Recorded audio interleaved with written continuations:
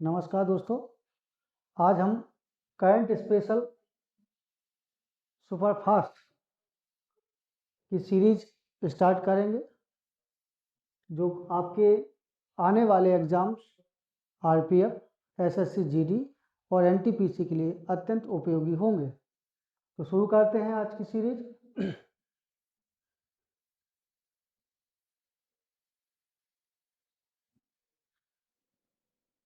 आज नौसेना दिवस है। हालांकि आज 4 दिसंबर 2024 में आज का दिन हमारे लिए बहुत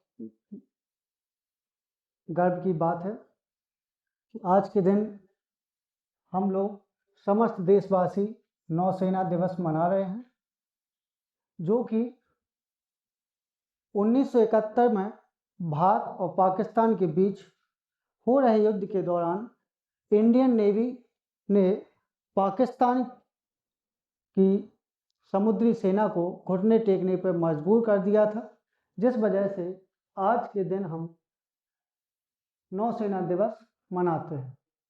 कॉम्पिटिटिव जानकारी के लिए आपको बताते चलें, इंडियन नेवी यानी नेवी अपने आप में एक शॉर्ट फॉर्म है जिसका फुल फॉर्म है nautical army of volunteer human होता है।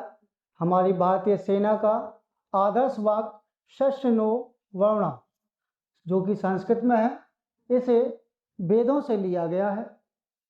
इसका सुझाव श्री चक्रवर्ती राजगोपालाचारी ने दिया था। वर्ष 2024 जो आज हम मना रहे हैं, इस वर्ष के लिए जो भारतीय नौसेना की थीम है नवाचार और स्वदेशीकरण से ताकत और शक्ति, ये हम लोगों को याद रखना होगा जितने भी कॉम्पिटिटिव स्टूडेंट हैं कि वर्ष 2024 के लिए जो नौसेना दिवस की थीम रखी गई है नवाचार और स्वदेशीकरण से ताकत और शक्ति, यह थीम नौसेना की आत्मनिर्भरता और तकनीकी प्रगति के लिए प्रतिबद्धता को दर्शाती है। भारत के वर्तमान नौसेना अध्यक्ष एडमिरल दिनेश कुमार त्रिपाठी जी हैं। हालांकि हमने आपको पहले बता दिया है कि इस दिन को ही नौसेना दिवस क्यों मनाया जाता है। उसकी वजह यही है कि वर्ष 1971 के भारत पाक युद्ध के दौरान इंडियन नेवी ने पाकिस्तान को घुटने टेकने पर मजबूर कर दिया था। इसी सफलता की याद में नेवी 4 दिसंबर को नौसेना दिवस मनाती है। तो आगे बढ़ते हैं, अगले क्वेश्चन की ओर चलते हैं। WHO के अनुसार यानी वर्ल्ड हेल्थ ऑर्गेनाइजेशन विश्व में कुष्ठ रोग का उन्मूलन करने वाला प्रथम देश कौन बना? तो आंसर में है जॉर्डन। जॉर्डन में पिछले 20 सालों से कुष्ठ रोग का एक भी मामला सामने नहीं आया, जिसकी वजह से WHO ने जॉर्डन को कुष्ठ रोग का उन्मूलन करने वाला पहला देश घोषित कर दिया है। कुष्ठ रोग को हेनसेन रोग के नाम से भी जाना जाता है। ये हम लोग याद रखेंगे कि जो हमारा कुष्ठ रोग है इसको हम हेनसेन रोग के नाम से भी जानते हैं। यह बीमारी त्वचा, पर्धीय तंत्रिकाओं, ऊपरी श्वसन पथ की म्यूकोसल सतहों और आँखों को प्रभावित करती है।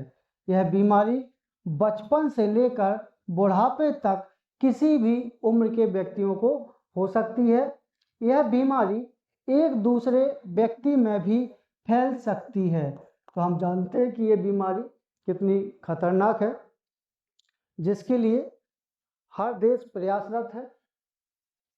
तो आगे बढ़ते हैं नेक्स्ट क्वेश्चन की ओर। पहला स्वदेश निर्मित प्रदूषण नियंत्रण पोत, ये एक पोत है जो कि पूरी तरह प्रदूषण नियंत्रण पोत लॉन्च किया गया है, जिसका नाम समुद्र प्रताप है और इसे गोवा से लॉन्च किया गया है। तो गोवा में जो रक्षा राज्य मंत्री जी हैं उनकी उपस्थिति में ICG इंडियन कोस्ट गार्ड का पहला स्वदेशी रूप से विकसित प्रदूषण नियंत्रण पोत्र समुद्र प्रताप लॉन्च किया गया और वर्तमान में रक्षा राज्य मंत्री श्री संजय सेठ जी हैं। तो साथियों, हम लोगों को याद रखना है और आगे बढ़ते जाना है। नेक्स्ट क्वेश्चन है, पूरी तरह हाइड्रोजन ईंधन से चलने वाली विश्व की पहली वाणिज्यिक यात्री नौका का अनावरण किया गया जिसका नाम है MV Sea Change। इस नौका का अनावरण सैन फ्रांसिस्को खाड़ी अमेरिका यानी यूएसए की सैन फ्रांसिस्को खाड़ी में इसका अनावरण किया गया है। इस नौका की जो विशेषता है वो हम देखते हैं। यह नौका पूरी तरह से शून्य उत्सर्जन करती है और केवल गर्मी और जल वाष्प को उपोत्पाद के रूप में उत्पन्न करती है। हालांकि यह एक वाणिज्यिक यात्री नौका है, तो हमको याद रखना होगा यह नौका कितने यात्रियों को लेकर चलती है, तो 75 यात्रियों को साथ लेकर जा सकती है। यह नौका ऑल अमेरिकन मरीन शिपयार्ड ने स्विच मैरीटाइम के लिए बनाई है। पॉइंट ध्यान रखेंगे, किसने बनाई है? अमेरिकन मरीन शिपयार्ड ने। इसको डिजाइन किया था इंकेट क्रॉथर ने, लिखा हुआ है इंकेट क्रॉथर ने इस नौके को डिजाइन किया था। यह नौका 70 फुट लंबी कटमरेन है। यह नौका लगभग 16 घंटे तक चल सकती है और लगभग 300 समुद्री मील की यात्रा तय कर सकती है। यह नौका 20 नॉट तक की रफ्तार से चल सकती है। तो याद रखेंगे कि ये जो नौका है हाइड्रोजन ईंधन से चलने वाली दुनिया की पहली वाणिज्यिक यात्री नौका है और इस नौका का अनावरण अमेरिका के सैन फ्रांसिस्को खाड़ी में इसको उतारा गया है जिसका नाम है MV Sea Change। ठीक है, नेक्स्ट क्वेश्चन पे चलते हैं। हाँ, हाल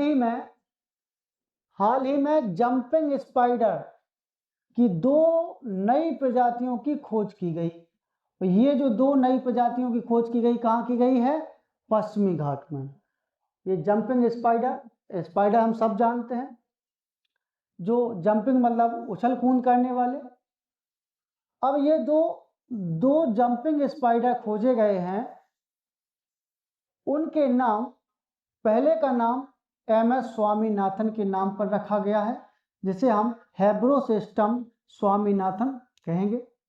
दूसरे जंपिंग स्पाइडर का नाम हेब्रोसिस्टम बेंजामिन रखा गया है जो कि श्रीलंका के प्रसिद्ध वन्यजीव प्राणी शास्त्री सुरेश P बेंजामिन के नाम पर रखा गया है। तो हमेशा ये याद रखना है कि सबसे पहली बात कि जंपिंग स्पाइडर जो है वो भारत के पश्चिमी घाट में हाल ही में खोजी गई हैं, जिनका नाम एक MS स्वामीनाथन के नाम पर रखा गया है और दूसरे जंपिंग स्पाइडर का नाम सुरेश P बेंजामिन के नाम पर रखा गया है। नेक्स्ट क्वेश्चन की ओर चलते हैं।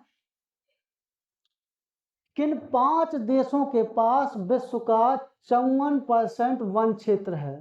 यानी ये क्वेश्चन हमको बता रहा है कि दुनिया के वो कौन से 5 बड़े देश हैं जिनके पास विश्व का 54% वन क्षेत्र मौजूद है। तो नंबर 1 रूस, number 2 Brazil, number 3 Canada, number 4 America और नंबर 5 चीन। तो ये चीज़ हम याद रखेंगे। इसका एग्जाम में किसी भी तरीके से पूछा जा सकता है कि इनके नाम बताइए, किसी एक को हटा सकते हैं या किसी इनका परसेंटेज के हिसाब से आपको लगाना पड़ जाए। तो आप देखेंगे कि दुनिया का सबसे ज़्यादा 1% वाला क्षेत्र कौन सा है? रूस।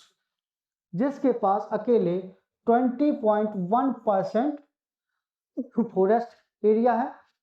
दूसरे नंबर पर है ब्राजील, जिसके पास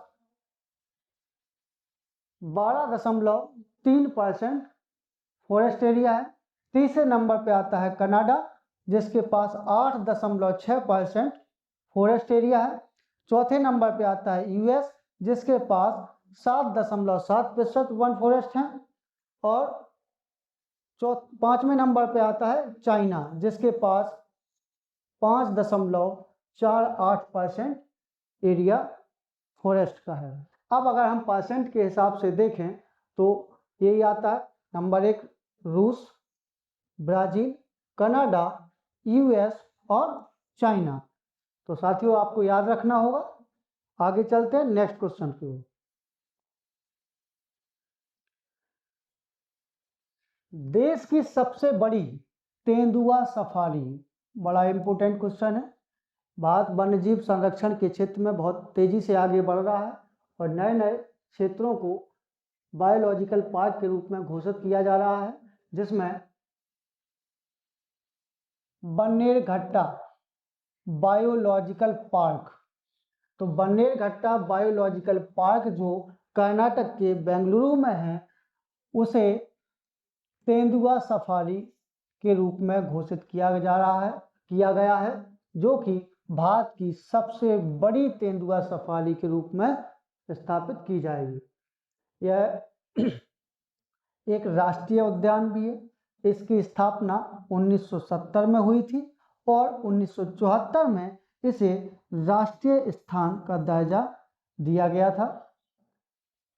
तो याद रखना कि ये है तेंदुआ, जिन्हें हम भारत के कर्नाटक में बन्नेरघट्टा बायोलॉजिकल पार्क में इस सफारी के रूप में देखेंगे। नेक्स्ट क्वेश्चन की ओर चलते हैं। किन दो देशों के बीच होपेक्स वायु सैन्य अभ्यास, काफी इंपोर्टेंट रहा। ये होपेक्स वायु सैन्य अभ्यास भारत के कई देशों के साथ कई प्रकार के सैन्य अभ्यास होते हैं। उनमें से एक आपको पूछा जा रहा है कि होपेक्स वायु सैन्य अभ्यास किन दो देशों के बीच आयोजित होता है। तो आपको जवाब देना है भारत और मिस्र के बीच। यह अभ्यास भारतीय वायुसेना और मिस्र की वायुसेना के बीच आयोजित हुआ एक सैन्य अभ्यास है। इस अभ्यास का आयोजन 21 से 26 जून 2024 तक चला। यह अपने तरह का एक चौथा संयुक्त अभ्यास है। इस अभ्यास का मकसद दोनों देशों के बीच द्विपक्षीय क्षेत्रीय सहयोग को बढ़ाना था। यह अभ्यास भारत और मिस्र के बीच मजबूत ऐतिहासिक संबंधों का प्रतीक है। इस अभ्यास में भारतीय वायुसेना के राफेल लड़ाकू विमान C-17 ग्लोब मास्टर और IL-78 टैंकर भाग लिए।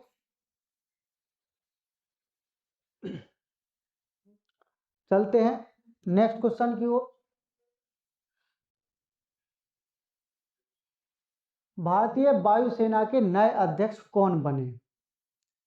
तो दोस्तों कई बार आपके जीडी में सेना से संबंधित जो अध्यक्ष होते हैं उनके नाम पूछे जाते हैं। तो आपको याद रखना है कि हाल ही में वायुसेना के नए अध्यक्ष जो बने हैं air chief marshal Amarpreet Singh. आप ये हमेशा याद रखेंगे। बात करते हैं स्वतंत्र भारत में एयर मार्शल सुब्रतो मुखर्जी भारतीय वायुसेना के पहले कमांडर इन चीफ थे। इनको भारतीय वायुसेना का जनक भी कहा जाता है। तो याद रखेंगे अगर कभी क्वेश्चन आए कि भारतीय वायुसेना का जनक किसे कहा जाता है, तो आप सबको याद रखना है air marshal Subroto Mukherjee.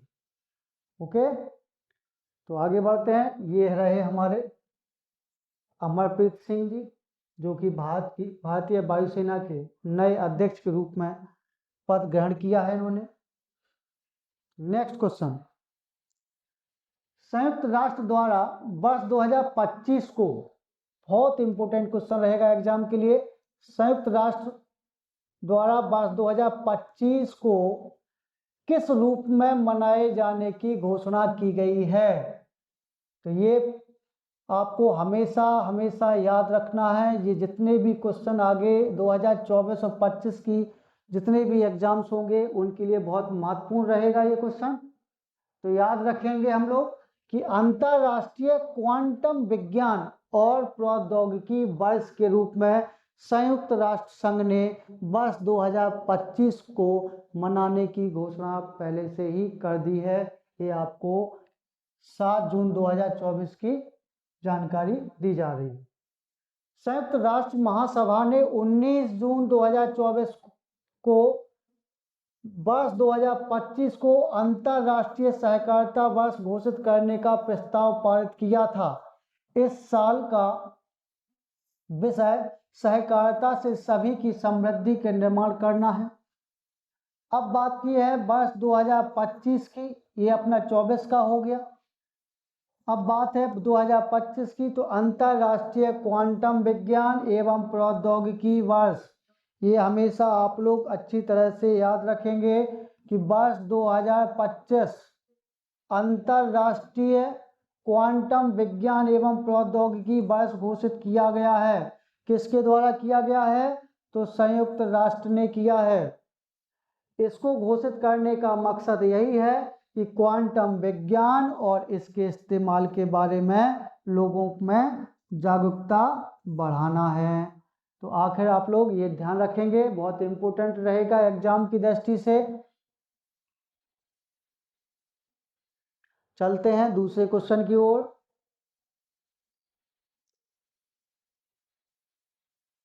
CSE centre for science and environment की रिपोर्ट के अनुसार संपीड़ित बायोगैस, कंप्रेस्ड बायोगैस उत्पादन क्षमता में कौन सा राज्य अग्रणी है? तो आंसर है आपका उत्तर प्रदेश। याद रखेंगे किसकी रिपोर्ट के अनुसार? Centre for science and environment. इस रिपोर्ट के अनुसार जो संपीड़ित बायोगैस है, ये उत्पादन क्षमता में सबसे अग्रणी राज्य किसको घोषित किया गया? उत्तर प्रदेश को। यह जैविक अपशिष्टों जैसे कृषि अवशेष, खाद्य प्रोसेसिंग उप उत्पाद, पशु खाद, सीवेज, कीचड़ और नगर पालिका के ठोस अपशिष्टों से बनता है। ध्यान रखेंगे जो सीवीजी है यानी संपीड़ित बायोगैस है, वो किससे बनती है?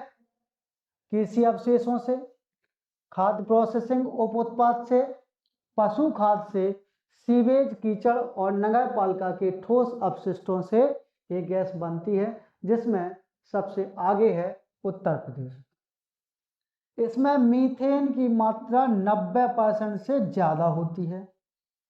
इसका इस्तेमाल हरित नवीकरणीय मोटिव ईंधन के रूप में किया जा सकता है। इसके गुण पारंपरिक संपीड़ित प्राकृतिक गैस सीएनजी के ही समान इसमें गुण मौजूद होते हैं। जिस प्रकार हम लोग सीएनजी का यूज कर रहे हैं, उसी प्रकार अब हम सीबीजी का यूज करेंगे। ओके, नेक्स्ट क्वेश्चन, किस नाम से भारत के पहले स्वदेशी बम वर्षक मानव रहित विमान यूएवी का अनावरण किया गया? बहुत बढ़िया क्वेश्चन है।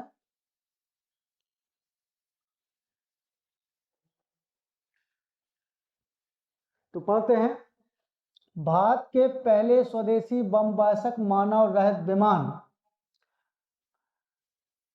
का अनावरण किस नाम से किया गया है? तो पहले तो हम इसके नाम जान लेते हैं। FWD 200B, तो ये रहा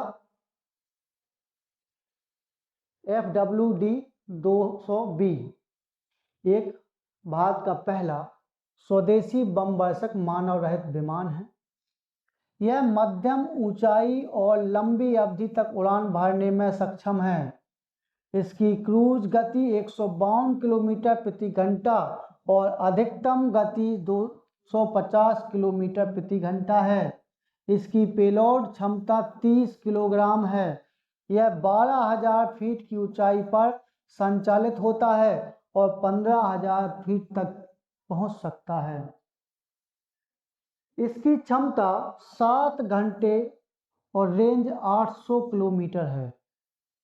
यह छोटी हवाई पट्टियों पर उतर सकता है क्योंकि इसे उतरने के लिए सिर्फ 300 मीटर का रनवे चाहिए। ये रहा हमारा स्वदेशी बम वर्षक मानव रहित विमान जो भारत का पहला है, जिसका नाम आप देख रहे हो FWD-200B। इसका सबसे इम्पोर्टेंट रोल ये भी है कि यह निगरानी के लिए ऑप्टिकल पेलोड और हवाई हमलों और बमबारी के लिए मिसाइल जैसे हथियारों से लैस होता है। ये बहुत ही इम्पोर्टेंट है ये, और भारत इस दौर में बहुत तेज़ी से बढ़ रहा है, जिसके लिए हम सब भारतवासी बहुत खुशियों के साथ आगे बढ़ रहे हैं। नेक्स्ट क्वेश्चन की ओर ले चलते हैं। मिल्की वे आकाश गंगा के सबसे बड़े ज्ञात किस कृष्ण छिद्र की खोज की गई है? ये याद ध्यान रखें, मिल्की वे आकाश गंगा के सबसे बड़े ज्ञात कृष्ण छिद्र यानी ब्लैक होल की खोज की गई है, जिसका नाम गया BH3। ध्यान रहे, गया BH3। तो गया BH3 मिल्की वे में अब तक का सबसे बड़ा तारकीय ब्लैक होल है। इसका वजन हमारे सूर्य से 33 गुना ज्यादा है। यह ब्लैक होल पृथ्वी से 1926 प्रकाश वर्ष की दूरी पर है। इसकी खोज फ्रांसीसी राष्ट्रीय वैज्ञानिक अनुसंधान केंद्र, जो फ्रांसीसी राष्ट्रीय वैज्ञानिक अनुसंधान केंद्र के पास्क्वाले पनुज्जो की अगुवाई में हुई है। गया BH3 की खोज एक तारे की विचित्र गति से हुई थी। यह तारा एक विशाल ब्लैक होल के चारों ओर चक्कर लगा रहा था। वैज्ञानिकों का अनुमान है कि आकाशगंगा में गया BH3 जैसे 1 अरब तारकीय ब्लैक होल हो सकते हैं, जिसमें अभी जो नया जिसकी खोज की गई है वो है गया BH3। ओके, तो चलते हैं। उम्मीद है आपको समझ में आ रहा होगा। ठीक है, विश्व के प्रथम पूर्णतः 3D प्रिंटेड इंजन वाले रॉकेट का नाम क्या है? अग्निबाण। ये आप ध्यान रखेंगे।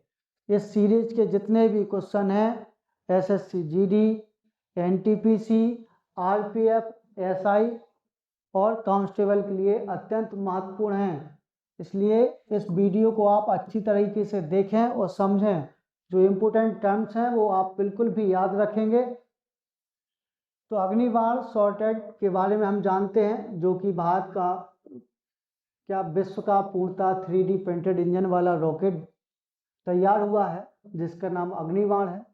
यह चेन्नई में स्थित स्टार्टअप अग्निकुल कॉस्मोस ने विश्व का पहला rocket अग्निबाण sub orbital technology demonstrator launch किया। यानी जो हम बात कर रहे हैं SORTED, यानी सब ऑर्बिटल टेक्नोलॉजी डेमोन्स्ट्रेटर, इसका ये फुल फॉर्म भी आपको यहाँ प्राप्त हो गया। लॉन्च किया, जो पूरी तरह से 3D प्रिंटेड इंजन द्वारा संचालित होगा। इस प्रक्षेपण के अवसर पर भारतीय अंतरिक्ष अनुसंधान संगठन यानी जो हमारा इसरो है उसके अध्यक्ष doctor S Somnath, IN space के अध्यक्ष डॉक्टर पवन गोयनका और IN स्पेस के निदेशक तकनीकी श्री राजीव ज्योति और SHAR के निदेशक श्री A राजराजन।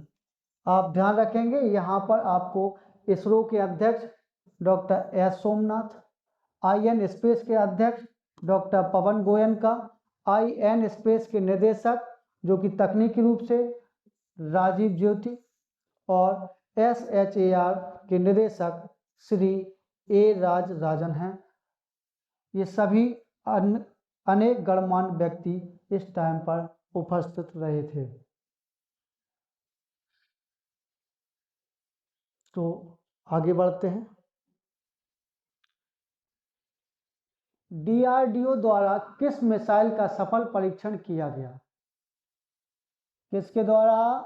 DRDO के द्वारा किस मिसाइल का सफल परीक्षण किया गया? तो मिसाइल है रुद्रम 2। ओके, यह मिसाइल स्वदेशी रूप से विकसित ठोस ईंधन से चलने वाली मिसाइल है। किस प्रकार की ईंधन से चलने वाली है? ठोस ईंधन से। यह मिसाइल शत्रु के हथियारों को नष्ट करने के लिए हवा से सतह पर मार कर सकती है। इसकी लंबाई 18 फुट है और यह करीब 155 किलो का वजन लेके उड़ान भर सकता है। यह ध्वनि की गति से 5 गुना ज़्यादा की रफ्तार से उड़ान भर सकती है।